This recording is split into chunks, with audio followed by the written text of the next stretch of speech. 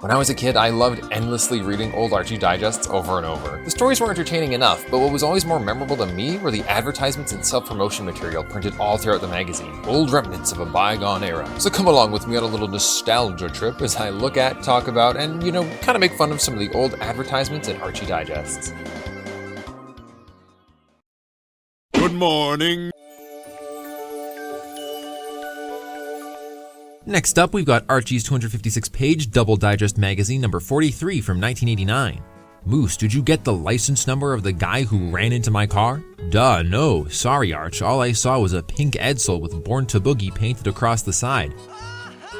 Well, apparently 2 years later, the new Archies were already canceled and revived. Also, I refuse to believe that Archie drives a Mustang. I feel like he canonically cannot afford it. Opening up the book, we've got another blank page followed by a story I am just going to skip. And here we are, our very first ad of the book. This is for Fruity Pebbles, and this one's actually pretty neat because it's a comic advert inside of a comic compilation book. What? How cool. I'm not gonna read it, but it basically follows the default structure for the Fruity Pebbles commercials where Barney tries to scam Fred out of this cereal. A couple things I want to point out. Barney cross-dresses in the comic, nice. And the catchphrase they used to describe the cereal, they're Fruity-Rooty. I don't know what that's supposed to mean. Although looking back, I guess the catchphrase has never really made a lot of sense. Fred, your Fruity Pebbles taste like a bowl of noisy fruit. And Cocoa Pebbles are Cocoa Moco good. I love Pebbles. Yabba-dabba-doo. Moving on, we've got the same fan club ad from 2 years ago. There's almost nothing different except for the fact that the colors are now less faded from age, and it's not the brand new fan club anymore. It's just exciting. A couple pages later, and holy shit, a full 2-page ad, god damn. This one's for NBC's Saturday morning lineup and features tons of classic cartoon characters like Captain N, Alvin and the Chipmunks, the Smurfs, Alf, John Candy. For NBC's Saturday morning characters, it's the last day of vacation before starting their rehearsals. There is so much shit going on here. According to this, we're supposed to be on set at 7. Hey John Candy, we're ready, no problem. Ha. Daniel said, this gonna be good year. Will I be ready, Miyagi? We could go over to the new lineup if we could just plug this in. You don't need electricity with me around. I do not know what Kid Icarus is laughing at over here. So what does this lineup look like anyway? We got Kissy Fur, Camp Candy, Captain N, Karate Kid, Smurfs, the Chipmunks, Saved by the Bell, Alf Tales, Alf, and the more you know. Tune in for all new Saturday morning lineup starting September 9th. Oh yeah, 2 months ago. Yeah, aside from how busy this thing is, it's actually pretty neat. I love seeing things where just a bunch of different characters are in the same place, and I'm still curious whether or not this is custom artwork for the ad or if these are just frames from the shows that were all traced and shaded. Anyways, following the huge double-page ad, we've got DuckTales for the NES. I honestly didn't expect to see this in here. Join the chase. It says here we need to help Scrooge McDuck find the 5 treasures to become the richest duck in the world, and they're located in the Amazon jungle, the Himalayas, African diamond mines. Yo, hold up. Is Scrooge McDuck fucking profiting off of African blood diamonds? Excuse me? Are you duck enough to join them in their adventure? No. This is a really clean ad though. It's mostly just text and box art with a couple of little details for like legal stuff and to tell you what system it's on. It's honestly a really nice contrast to the much busier Fruity Pebbles and NBC ads from earlier. Here on literally the next page is an editor's notebook which features some really interesting information about how the comics are colored, like how they use watercolors to paint and how they choose different background colors.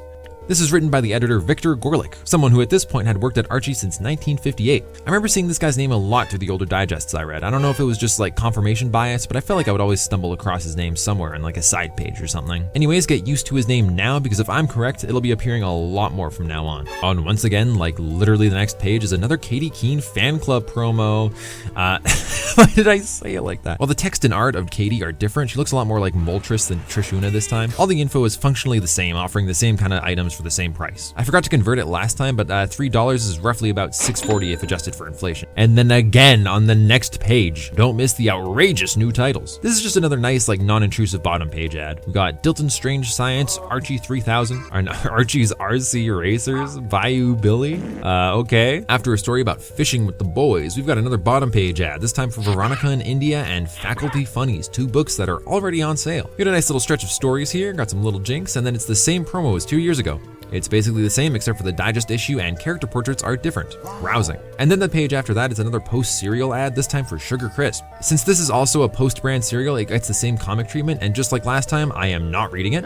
Fun fact with this ad, it's actually an adaptation of an animated commercial that was also broadcast at the same time. After seeing this, I tried to find an animated version of the Flintstones comic, but I don't think one exists. I'd love to be proven wrong though, so if someone finds it, please send it my way. Other than that, I really hate this series of Sugar Crisp ads because the bear always says vitamin-packed punch and then never actually throws a real punch. Trust me, I watched all the commercials. It's the crunch with punch, more like the crunch with fucking scotch. Comics after this one aren't super interesting, just a bunch of old stuff, but then it's another anti-drug PSA. Thank you, Archie, I fucking hate drugs. Following this is another, checklist to buy some issues, please. $2 for 3 issues. Aside from the deal and the fact that you're destroying another comic, nothing here is super interesting. And then after this, aside from the tiny bottom page ad for the new Archies, there's just a huge stretch here with no ads. I'm talking like 18 different stories, no ads at all, until finally we get to a Jughead Double Digest promo for the first Jughead Double Digest.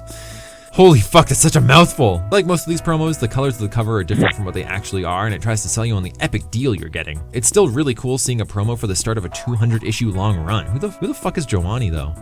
And then after that, it's a subscription promo, yay. It's the same as the one from 2 years ago, fucking awesome. Oh, here we go, it's the epic Archie Comics Justice League ripoff team. I don't know if this technically counts as an ad or not, so I'm not counting it as one. Anyway, I'm personally not a fan of these guys. They always just look super boring and samey, except for fucking this guy with the noose. What is his deal? And then it's another subscription, say 50 cents an issue, wow. I think this is the only one where it's justified to cut out because the comic on the other side also prompts you to rip it from its material seams. That, and I also just don't like it. I'm not gonna be upset if it's cut out. A couple pages later and it's Bayou Billy like from earlier. Judging from the cover, he looks like some like Rambo type character who loves dynamite and is trying to protect it from Hank Hill Mega Man. But upon further inspection into the series, this is actually a comic adaptation of the Konami game with the same name. And he was even in an episode of Captain N. Captain N couldn't save him from poor sales though, and the series only ran for 5 issues before ending. You know what's better than 5 though? 6, which is how many posters are available through our second ever double page promo. Hang out with us.